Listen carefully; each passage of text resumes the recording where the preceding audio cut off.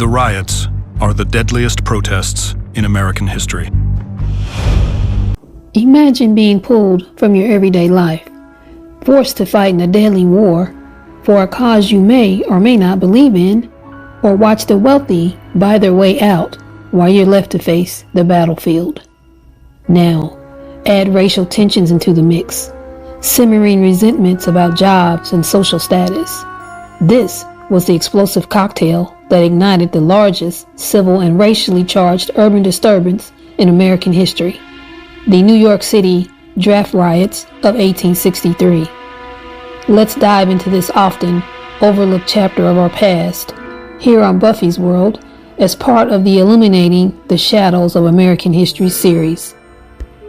In March 1863, the U.S. Congress passed the Enrollment Act, also known as the Civil War Military Draft Act, in response to the urgent need for troops during the American Civil War.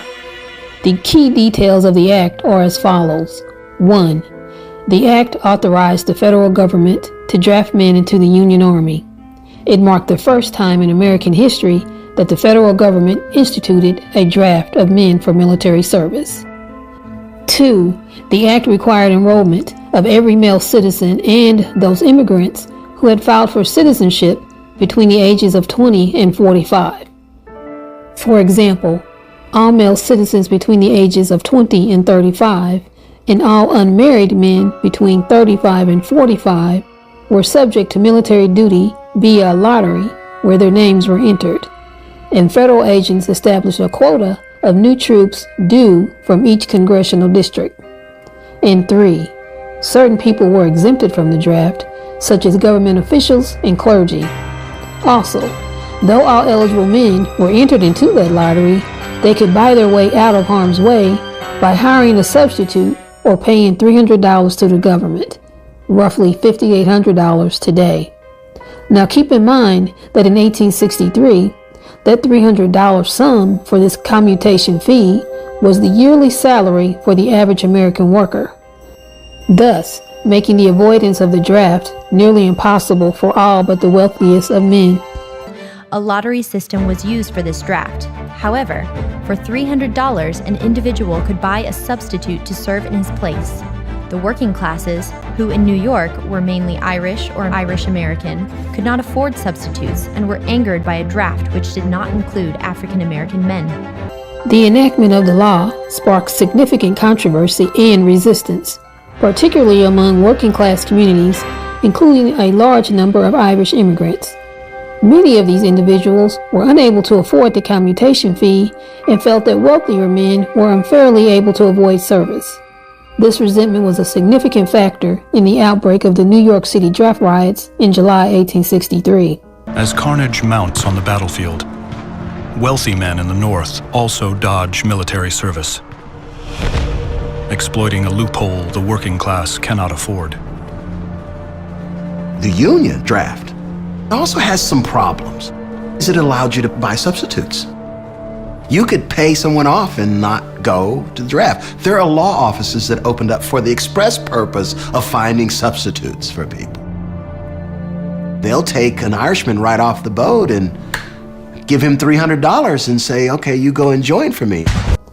Another factor was the New York City's economy that was closely tied to the South, and it had strong business connections to the South. The city was also a continuing destination for immigrants, most of whom were from Ireland and Germany. In the 1840s and 1850s, journalists had published sensational accounts directed at the white working class, dramatizing the evils of interracial socializing, relationships, and marriages. Newspapers carried derogatory portrayals of black people and ridiculed, quote, black aspirations for equal rights in voting, education, and employment, unquote. Democratic politicians and newspapers have been fanning the flames of racial animosity among German and Irish immigrants, promoting stories of how freed slaves were going to threaten to take their jobs. The governor of New York argues that emancipation is really a scheme to emancipate slaves, bring them up north to drive down wages. So emancipation is an assault on the working class. This was propaganda against black people by the press, but there's more. The Democratic Party's Tammany Hall political machine also had been working to enroll immigrants as U.S. citizens so they could vote in local elections, and it had strongly recruited Irish immigrants. But with the Civil War continuing, and after passage of the Enrollment Act in March 1863, new citizens in New York City and other locations learned they were expected to register for the draft to fight for their new country, while black men were excluded from the draft as they were largely not considered citizens. And don't forget that wealthier white men could pay for substitutes. Desperate to stay out of the killing fields, the draft arouses fear and hatred across the Union. Across America, people see that death doesn't discriminate on the battlefield. This set the stage for the riot as resentment grew, primarily amongst white Irish male immigrants. This resentment was first directed against the wealthy white men who could buy their way out of the draft for $300, and then towards black men. But why towards the black men? I think the federal government and the Democratic Tammany Hall political machine conspired to set up the makings of a race war in New York City. What are your thoughts on this?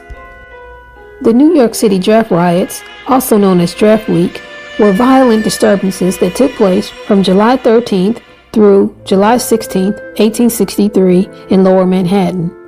The riots are considered the largest civil and most racially charged urban disturbance in American history. That's right, almost 160 years later, this riot still stands as the deadliest riot in American history. The riot started out as protests against the draft, but quickly turned into a race riot with white rioters who were primarily Irish working-class men attacking black people and their properties throughout the city. At first, the protesters attacked government and military buildings and only assaulted individuals who opposed them. As the riots grew, those attacks began to include African Americans who were not included in the lottery because they were not citizens. A large crowd set the Colored Orphan Asylum on 5th Avenue near 42nd Street on fire.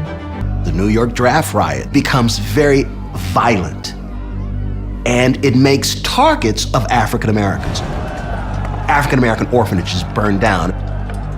If an African American is seen on the street, he or she is attacked. And it's really because African Americans have been identified as the cause for the Civil War. And that their presence is going to make the life of the working class in the North less than it was before the Emancipation Proclamation.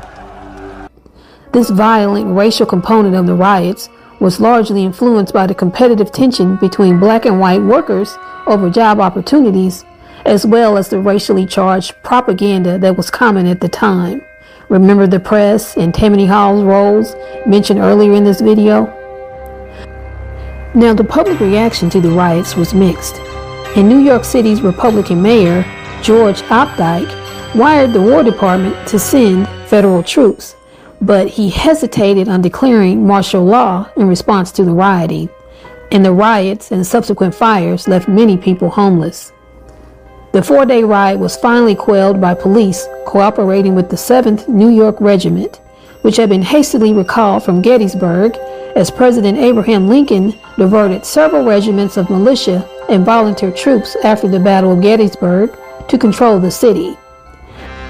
And the drawing of names for the draft proceeded on August 19, 1863, without further incident. The aftermath of the New York City draft riots in 1863 was significant and had profound impacts on both the city and the country. These riots led to the deaths of around 119 to 120 individuals and injuries to about 2,000 people. In addition to the human casualties, the riots caused considerable property damage, including the ransacking, burning, or destruction of numerous public buildings, 2 Protestant churches, the homes of various abolitionists or sympathizers, many black homes, and the Colored Orphan Asylum at 44th Street and 5th Avenue, which was burned to the ground. The total property damage was estimated to be around $1.5 million. And please note that while the New York City draft riots are commonly considered to be the deadliest in U.S. history, The exact death toll of many historic riots, including this one, are often disputed or uncertain due to inconsistent record keeping and reporting. The riots also had a significant demographic impact on New York City. Many African American residents left Manhattan permanently, with many moving to Brooklyn. By 1865, the black population had fallen below 11,000 for the first time since 1820 due to the violence and upheaval caused by the riots. Today, we delved into a volatile chapter of the past and unfolded the story of the Civil War Military Draft Act, or the Enrollment Act of 1863, and the 4-day-long New York City draft riots it incited.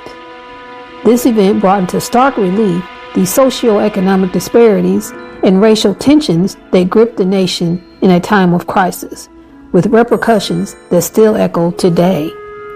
And 160 years later, these riots remain the largest civil and most racially charged urban disturbance in American history. Ultimately, the New York City draft riots left an indelible mark on the American socio-political fabric. They underscored the stark inequities of the draft system and exacerbated the deep racial and economic divisions in American society. This event continues to serve as a grim reminder of the explosive potential of socio-economic disparities and racial animosities. It's another example of the shadows we often neglect in American history. The fault lines ripped open by the draft, racial hatred, hostility between working class and wealthy, will haunt U.S. military policy for decades. If you like this video, please like, share, and subscribe to Buffy's World for more insightful takes on overlooked events in American history. And as always, we encourage you to leave your thoughts in the comments below. How do these historic events inform your understanding of present-day socio-political issues? We'd love to hear your perspective. Until next time, keep exploring and keep questioning. Bye for now.